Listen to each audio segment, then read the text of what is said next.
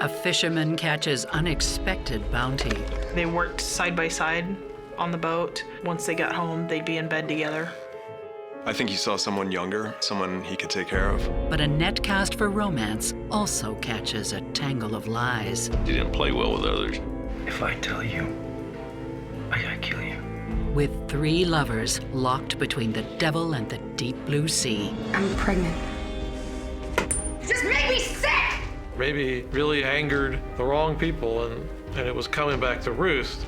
From the flies to the maggots to the smell, just to the pure putrid body. You're having a whirlwind of nasty. Love may be blind and marriage bliss, but divorce is murder.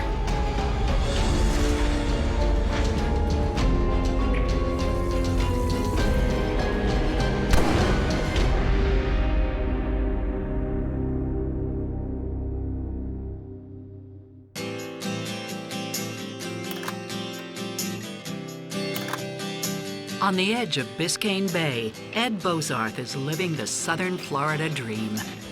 But his relationship with water meant freedom. Meant freedom from property taxes, freedom from Uncle Sam. He was running his shrimp boat. Ed keeps to himself, especially since his bitter second divorce. He was the quiet guy in the corner, observing everybody. Wasn't quite a recluse, but to those that didn't know him, it would appear that way. Once you got to know him, he was the type of friend that would give you the shirt off his back to help you. Ed's happy, living the life of a reconfirmed bachelor. But all that changes when Denise Morrison steps into his life. Excuse me, are you Ed? Who's asking? I'm Denise. Down over there, they told me you could use a hand. When my dad met Denise, she was down at the docks looking for work. Denise desperately needs a job, but work on the water isn't easy to come by. To work as a shrimper, it takes being able to stay awake all night, being able to know where you're at on the water, even in the dark, to have a lot of brawn, pretty much balls of steel. Well, I'm tougher than I look. She had a good sense of humor. Please, I really need this. So Denise was in the midst of a custody battle with her divorce. She had 2 twin girls, and she wasn't allowed to see them. Just give me a chance. She was willing to get down and dirty and do the hard stuff. Please? And do what everybody would say that a woman couldn't do.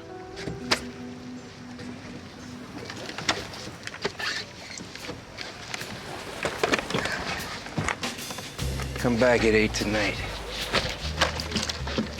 And don't be late.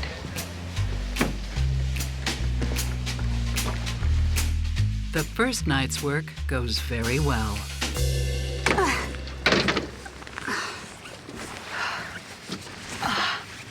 Denise did have what it took to do the shrimp boats. You did good, kid. Go get some rest. Come back tonight. What's wrong? Well, I don't really have any place to stay.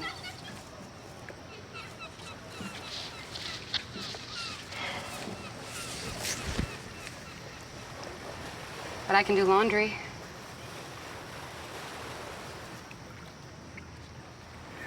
Come on. Then he gave her a place to stay, and I think that is what attracted her. I mean, they worked side by side on the boat, and then, you know, once they got home, they'd be in bed together. Their attraction is immediate, despite a huge age difference. Ed was roughly 30 years older than Denise. Their age difference didn't affect their relationship at all. They didn't see age barriers.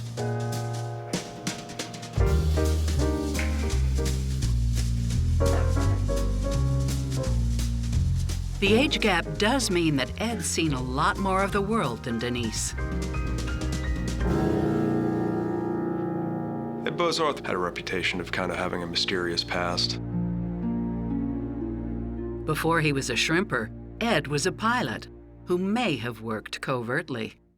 Supposedly, Ed worked for the DEA or worked for the federal government, and supposedly he smuggled drugs from Colombia, and he flew planes, and it was all like black ops kind of stuff. What is this?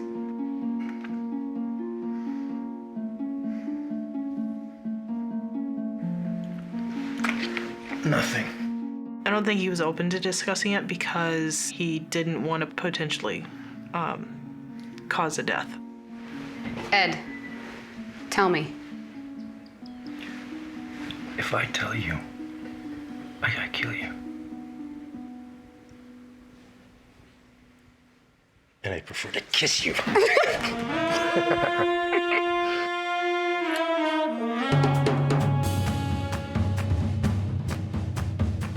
Denise and Ed's relationship grows stronger over the next 3 years, which is fortunate. She's got big news. What's going on? I think I'm pregnant.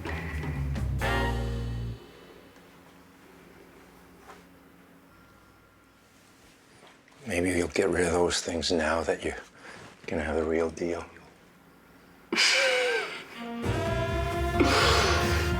I love you. She loved to collect things like ceramic dolls. And I know Denise was ecstatic to have a baby with my dad.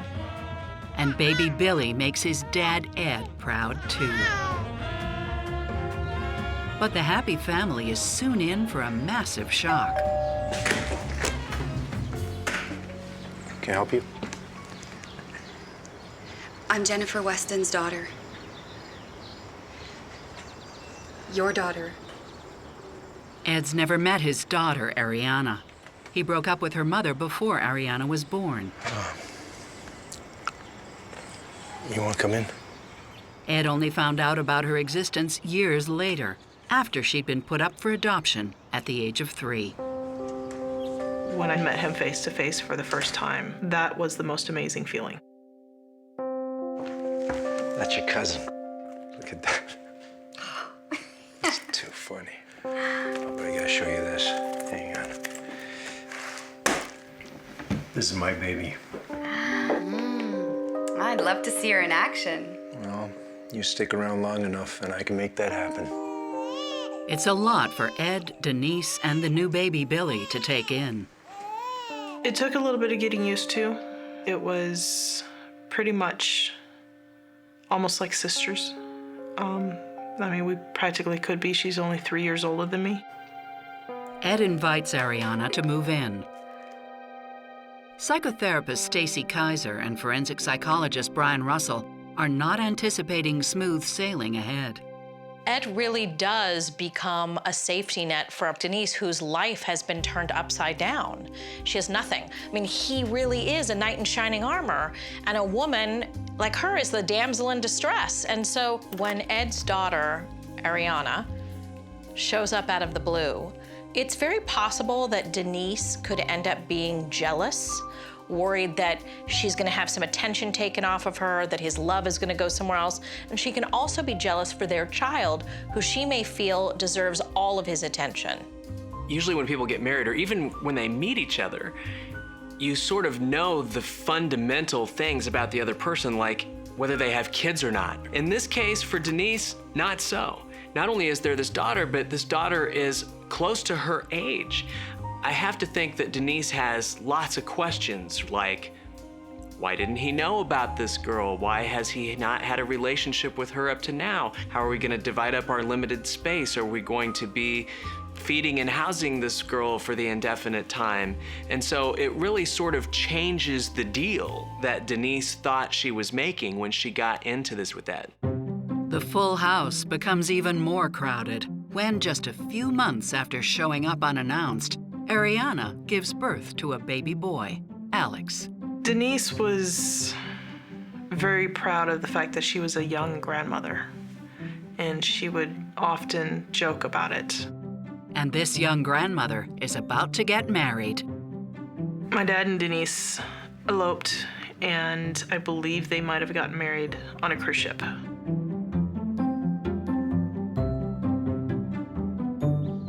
But the honeymoon is short-lived.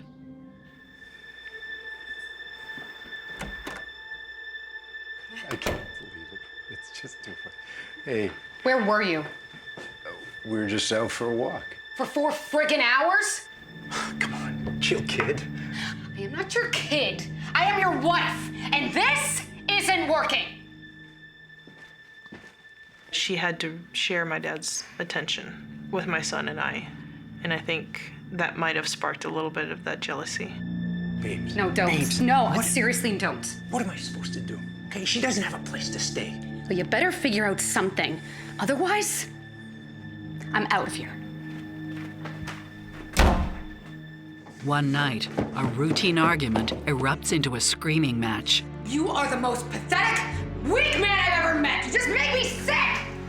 Denise and my dad had a big fight. Denise wasn't happy about something. Don't do this. I don't know exactly what. Don't do this! He didn't understand at all why she was gone. She didn't give him any explanation or anything. But she does give him good reason to be angry. I'm stuck with Ed. You have us.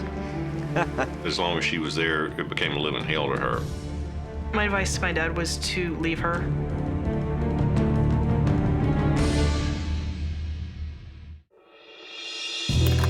After a lover's quarrel, Denise Bozarth storms out of the South Florida home she shares with her husband, Ed.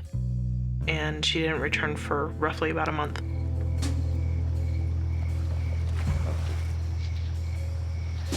Can we talk? Alone?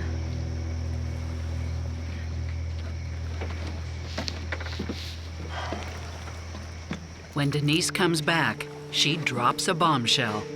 I didn't mean anything. She's been sleeping with someone else. I'm sorry. My advice to my dad was to leave her, just cut ties with her, because if she loved him, she wouldn't have done that to him.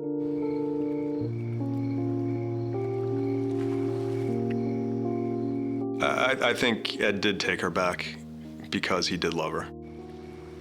Billy needed his mom, and he wasn't going to deny a child its mother. There are couples who can recover from one partner's infidelity.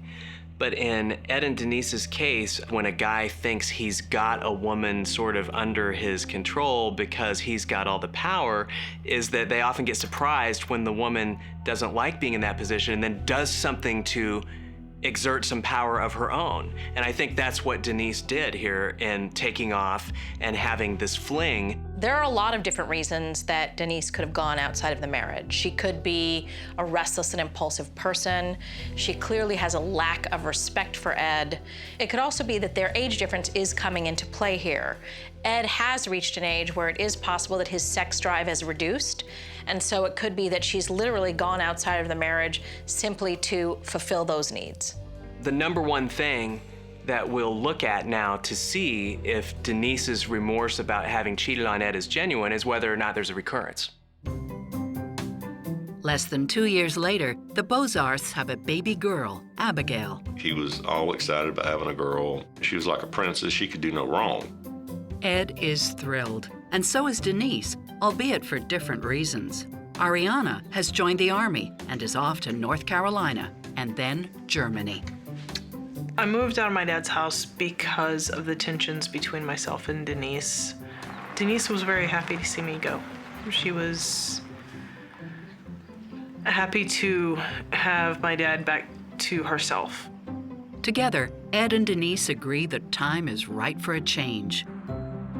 Ed retires from commercial fishing and finds a whole new way to be close to the sea. He bought the boat because he wanted to get away from all the property taxes. They dock the boat in Gilbert's Marina and join its eclectic and tight-knit community of people who live aboard their vessels. A lot of liveaboards come to the Keys because they're trying to get away from something. It could be financial problems, it could be a spouse, it could be a crime they committed.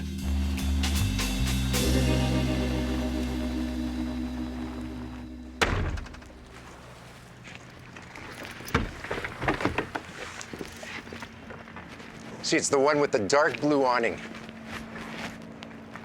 Impressive. Ed names his boat the U2. Come on, isn't this great? Isn't this baby amazing? It was large enough to live in. Certainly, it's questionable whether it was large enough for a family of 4. I think the freedom of living on a boat appealed to Ed. The Beaux-Arts have barely settled into their new live-aboard life when tragedy tears them away. Hello? Ed's mother is stricken with a fatal lung disease, When? pulmonary fibrosis. Yeah. Ed and Denise rush to her side in Inverness, Florida, 350 miles north of the Keys. Soon after, Ed's mother passes away. It's a terrible time for Ed, but Denise steps up and helps him settle his mother's affairs. They move into her house temporarily, where Denise makes herself at home. When Ed's mother died, he came into about $650,000. She enjoyed living in Inverness. She liked the house. She liked the lifestyle. It was a big house. It was a beautiful house. And that's what she wanted for her kids. She didn't want to be confined to a harbor, to a boat. And most definitely plenty of room for any size doll collection. She even makes a friend, a local waitress. Barbara, welcome. Denise and Barbara became very good friends. Wow, this is really beautiful. I know, right? It's perfect. Come on, let me get you a drink. Eventually, the estate is settled, so Ed sells the house, eager to get back to the U2. You're gonna come visit me, right? He could have the house, but he wanted to be on the water. Denise must say goodbye to the new friend she's made. Come on, let's hit the road. I think Ed wanted to go back to the Keys because it went more along the lines of who Ed was. Come on. He wasn't the kind of guy that wanted to live in a house in a neighborhood with 3 bedrooms and a pool. It was none of Denise's decision. It was Ed wanted to move to the boat.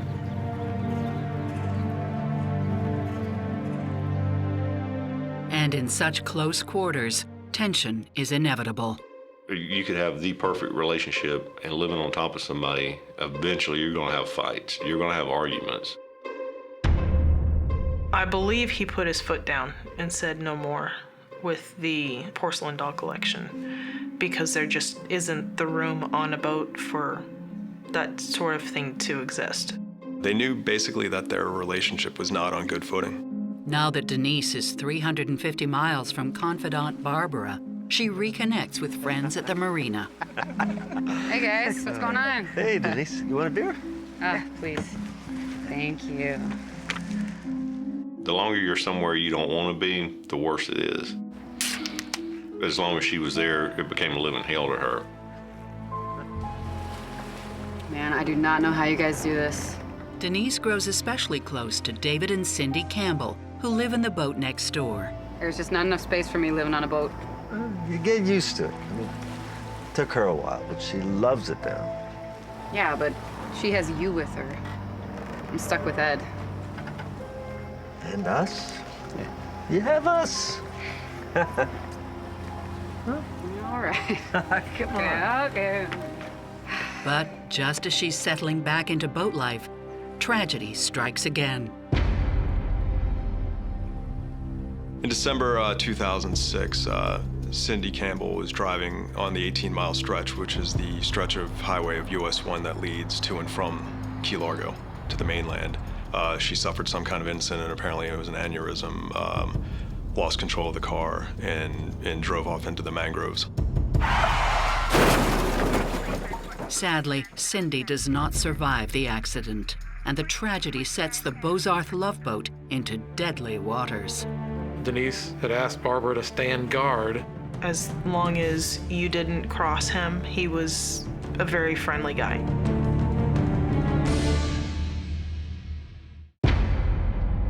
Ed and Denise Bozarth lose a neighbor from their tight-knit Florida community.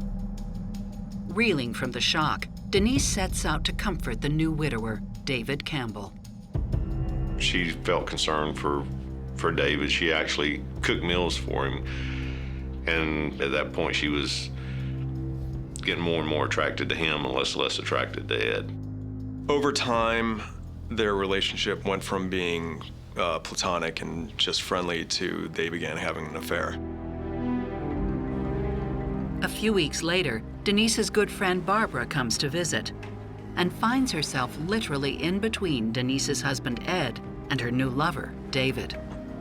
Barbara was a lookout while they did the nasty. So, because she made comments about the boat rocking and moaning and everything else coming from the boat. Dave Campbell's boat was right next to the Bozarth's boat. When Ed first got his boat, it was called the U2. Now, certainly because of the affair and because of what Ed's knowledge of the affair might have been, Ed named it the Screw U2. I would say that was as clear of a message as you could make without taking paint and painting it on your boat. I know you're doing this.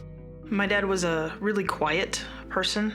If you crossed him and he wanted to be vindictive about it, he would walk away and then he would come back and do something at a later date that you wouldn't expect. It's become evident that Denise has cheated on Ed again. And so that suggests to us that her stated guilt and remorse over having done it the first time were completely disingenuous. Denise and Ed's relationship was built on her needing him. And she needed everything from him, from a place to live, to a job, to companionship. Now, as the relationship is evolving, it seems that Denise doesn't need him at all. That he's sort of a useless burden. And so that has to be really hard on him because he doesn't get to be the hero anymore. It's almost like he's the annoyance. What worries me about that is that there might be true aggression and anger bubbling underneath that. And at what point is Ed going to realize that he actually is really angry with her for what she's doing to him and their children? And is he going to act out? Everyone waits on tenterhooks for Ed to snap. But Denise doesn't let it come to that. Okay, wait for Mommy. She sent her children up to Defuniak Springs to live with her parents. She was going to tell Ed she was leaving. Little do Ed or Denise know, it might be the last time they see the kids.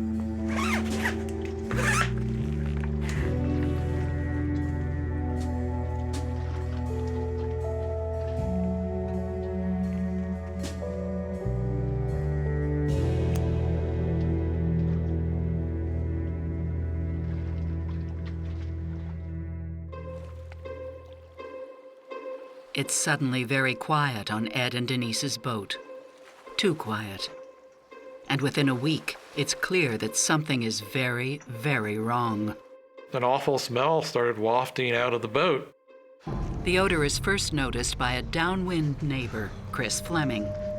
He was actually a local firefighter. Certainly he recognized the smell of death. He thought it was a dead cat. I mean, the Keys has a lot of stray cats. Chris took a look inside the boat, smelled something intense, and he called the police.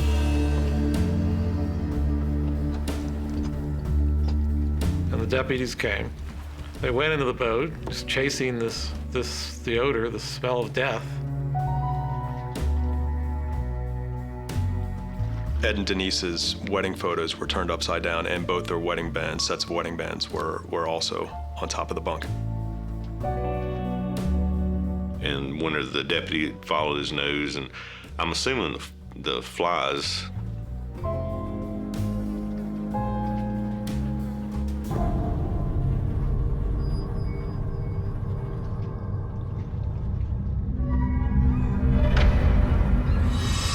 Opened up the engine compartment to find the body.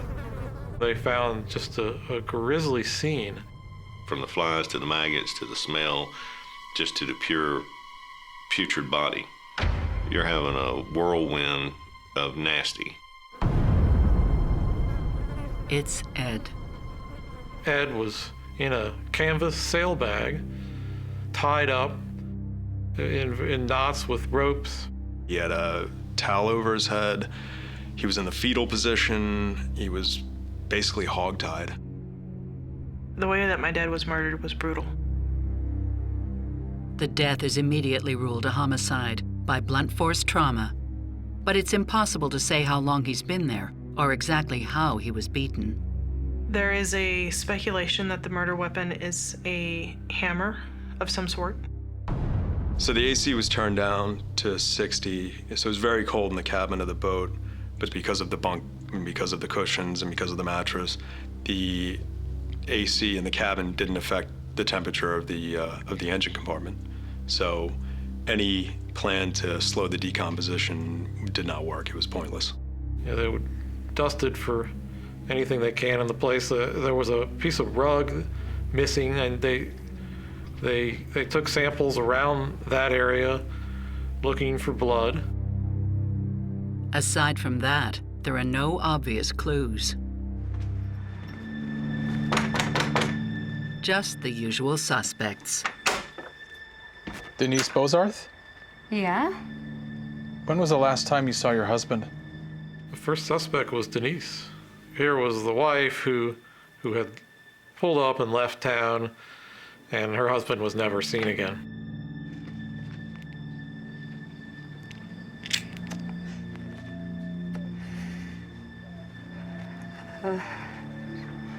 June 23rd.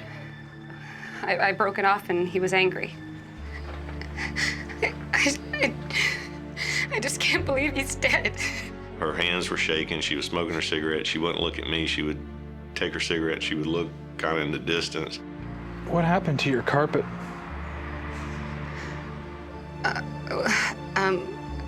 Well, we got rid of it because, we accidentally spilled some oil on it. Don't you want to know about Ed, though? Why are you asking me about a carpet? Can you tell me what happened? I said that I didn't want to be with him anymore, and we got into a big fight. What are you doing? Huh? What are you doing? Ed, I'm sorry. I can't do this anymore. Can't do what? I want a divorce.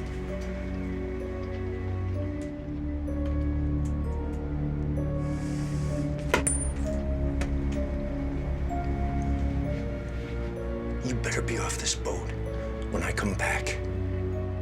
You hear me? And then he just left. What did you do next? I was already packed and ready to go, so I left. She never sees Ed again.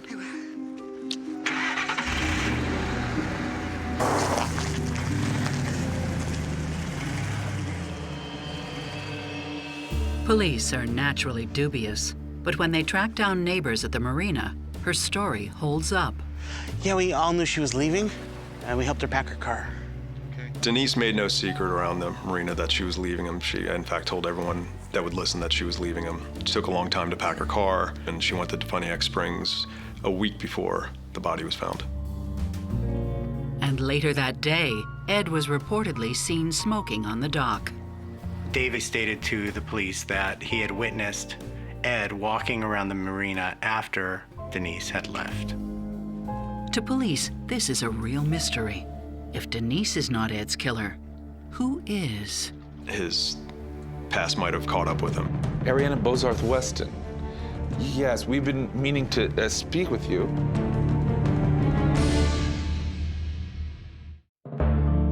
Ed Bozarth is brutally beaten to death on his boat in a marina in the Florida Keys. But Denise, his wife of almost 9 years, has an alibi. She was with her parents and children 650 miles north of the crime. Back in Key Largo, police cast a wider net for other suspects. When one lands in their lap.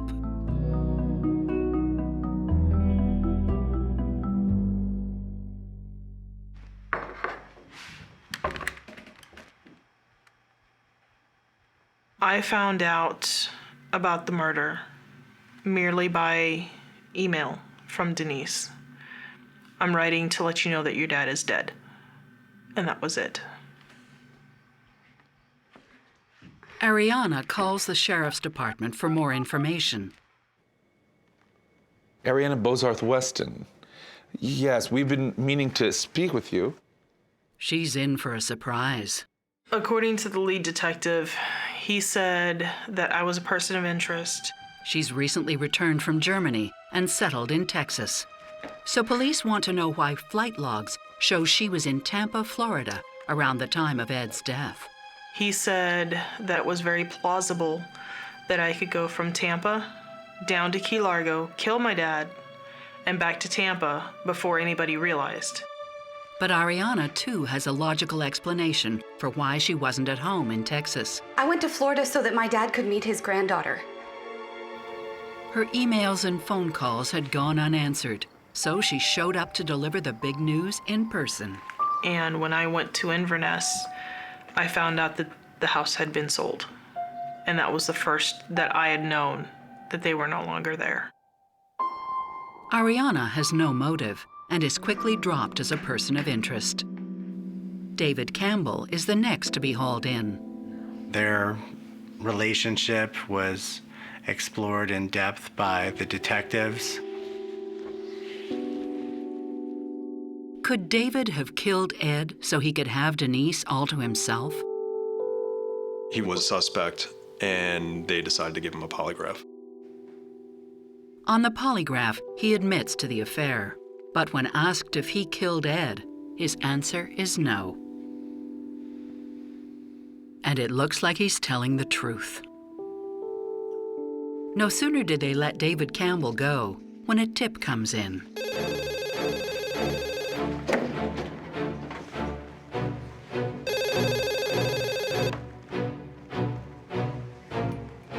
Detective Terry. An anonymous caller claims that this was the work of a drug lord bent on revenge. Ed was a pilot by trade before they moved to Key Largo.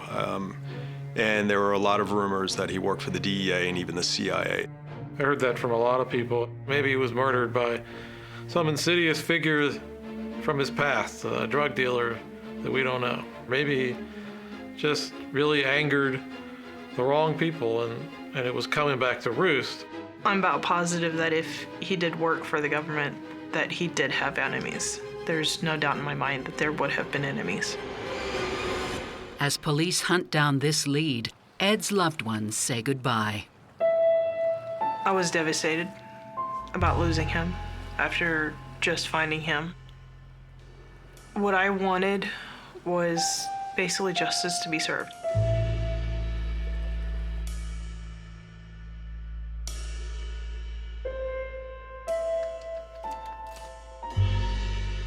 The drug lord lead goes nowhere. Denise resettles the family near her parents. Ariana eventually returns to her new home in Texas. David goes back to his life as a widower. And even in the South Florida heat, by 2010, the case has grown so deadly cold, police drop it.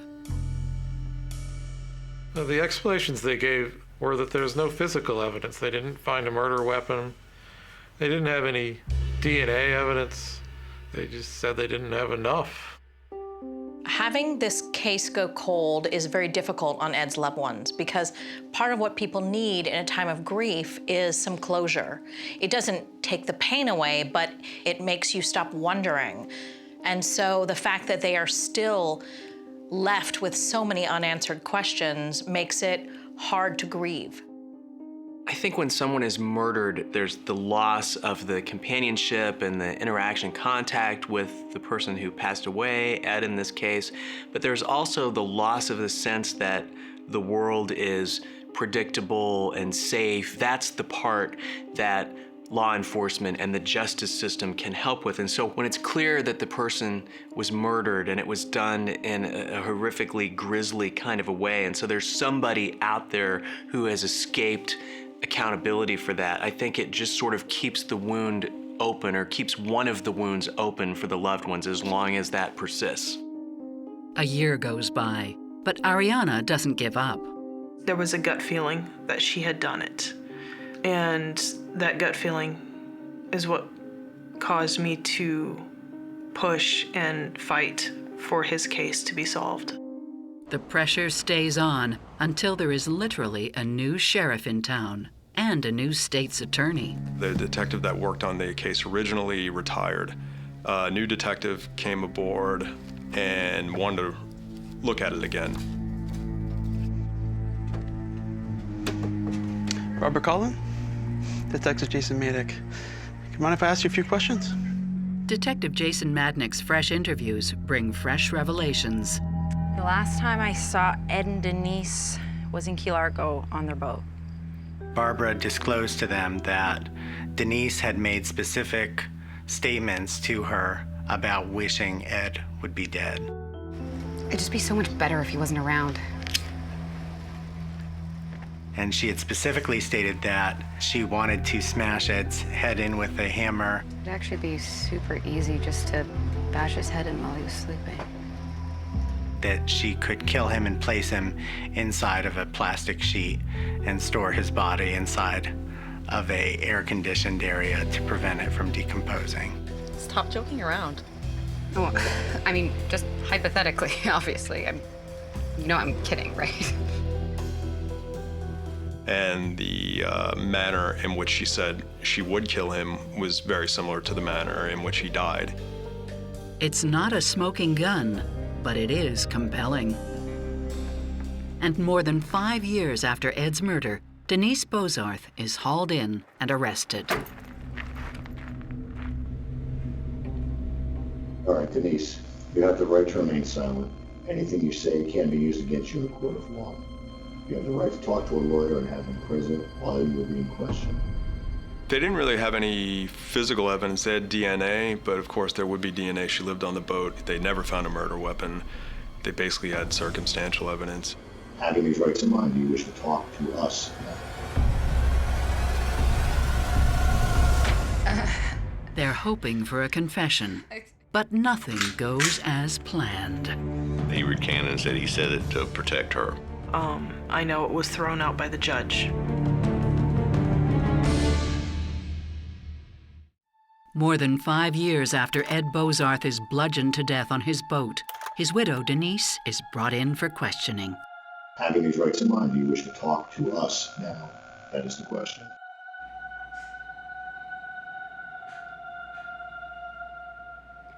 Yes. She waived her right to seek counsel at that time, and she continued to maintain her innocence and gave the same story to police that she had been giving for several years. I had taken my kids to my parents. And then I told Ed that I was leaving him, that it was over. I'm leaving. And we had a fight. He said that he was going out for a walk, and that when he got back, that I'd better be gone. And when I get back from where? I don't know what happened.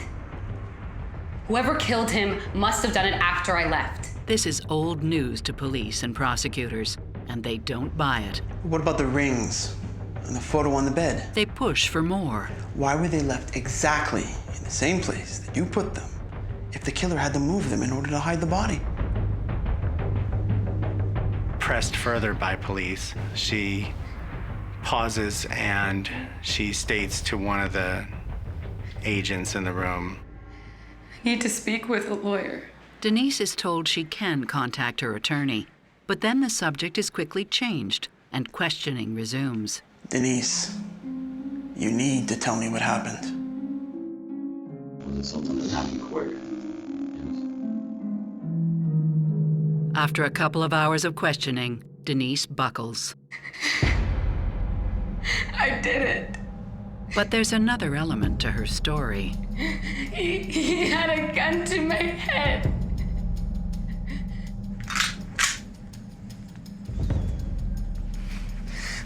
What are you doing?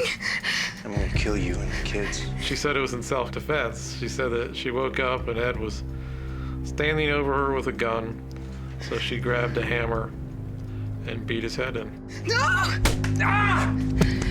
Ah!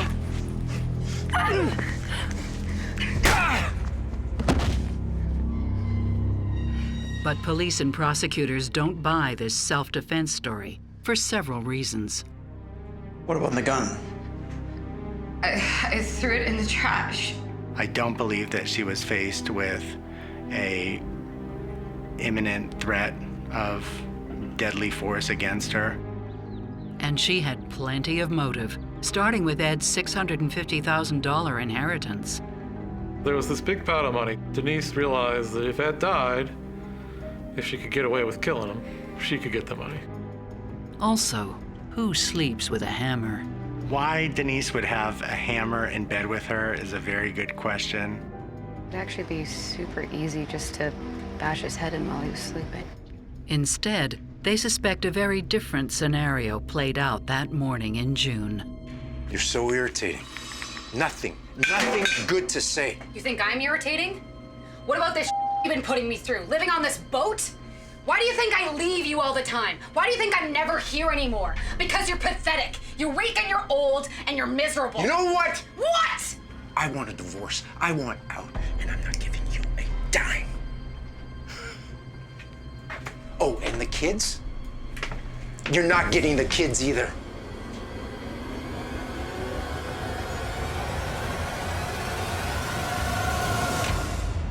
Yeah, well, we'll see about that.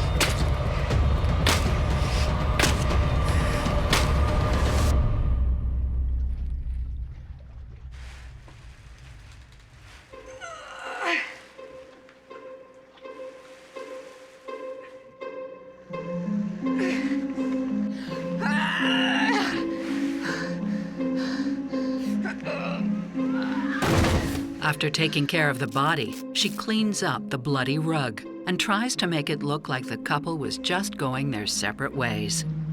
On March 15th, 2012, Denise Bozarth is charged with first-degree murder. She admitted killing Ed. But there's a snag. Also during the interview, several times she brought up whether she should have a lawyer present. Legally, the detectives were obligated to stop the interview at that point. I'm not be able to talk to my guys during the day.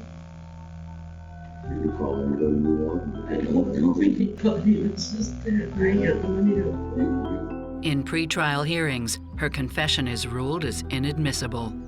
I know she did confess. I know it was thrown out by the judge.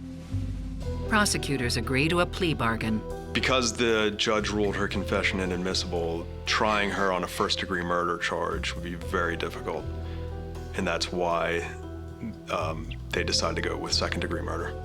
What I wanted was basically justice to be served. I wanted her to be sentenced. I wanted her to be convicted. She ended up getting 14 years. And the peace of mind that I get from that is that she's got a murder conviction on her record. Basically, it will haunt her for the rest of her life. I think what strikes me most about Ed and Denise's story is the danger in trying to rescue somebody. Ed, looking back, thinking he was doing a good thing in rescuing her, was really setting himself up to be used and ultimately murdered by a very cold, very calculating young woman who appeared to be just an innocent damsel in distress. What sticks out to me the most about Ed and Denise's story is that Denise seems to have a history of lacking emotion and just moving on. Starting at the very beginning, when we find out that she has lost custody of her children, she's still this carefree, happy, young, wanting to become a shrimp boating kind of a girl, instead of the grieving mother who just lost custody of her 2 children, rolling all the way into being able to bludgeon to death the man that she married and gave birth to children with, and then cover up his murder. The entire relationship, Denise showed a lack of respect and a lack of an emotional attachment to Ed. And I think both of those things made it a lot easier for her to kill him. I think a lot of times people look at a situation like this and say, well, if Denise was so unhappy, why didn't she just leave? And that's what a lot of normal people would do. But somebody who's sociopathic would look and go, well, which exit strategy would get me the most? Most believe it was all about the money. Certainly, the $650,000, Ed's inheritance, was a motive in the murder, but there was also a lot of tension in their relationship that was coming to a head, evidenced by the affair. But Ariana thinks there's more to it than that. I know that the detectives believe it was money, but given the fact that she had vowed to me that nobody would ever take her kids from her again, I wholeheartedly believe that was her motive. Yeah, Ed's murder was senseless when you look back on it. I mean, not only are 2 children without a father, now they're without a mother. I miss talking with him. I miss laughing and joking about how much we act alike, even though we never spent that much time together. I can't talk to him anymore because of her.